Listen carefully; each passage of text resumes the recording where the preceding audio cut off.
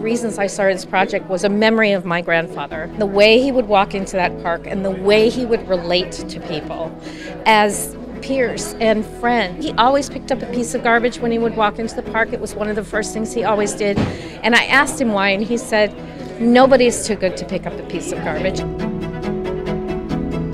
Elites and corporations need to wake up and see that they serve America and not the other way around. Managers and C-suite people in most corporations right now just don't see themselves picking up pieces of garbage. There needs to be more justice around taxes, around wages, around regulations. There needs to be more justice, and we need to remember that an economy is like a house you build, and right now the house we built didn't remember we needed to live inside of it. We need to go back to the foundations and rebuild the house so that people can live in it.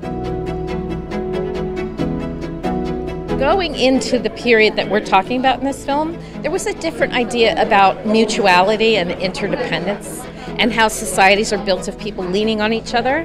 And there was a real shift in our ideology about individualism that we're living kind of the worst aspects of right now.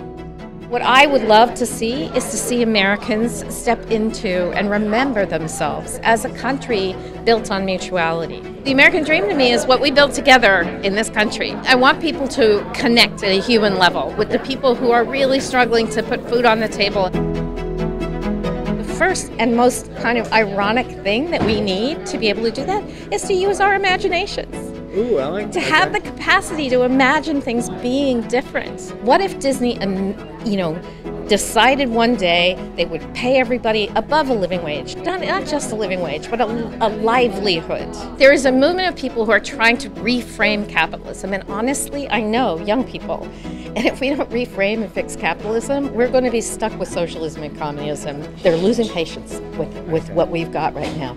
It is possible to do this better and differently. It has been done in the past. It can be done again.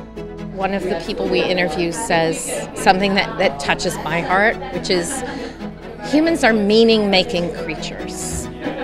And we have let the getting and spending that is the preoccupation of our lives take the place of what our ancestors used to call our souls. It makes me cry to even think of it. Yeah, it is. And what we've done to many workers is we've taken up all the moral and emotional imagination, the space and the time that they need to think about their souls, and driven the meaning out of their lives.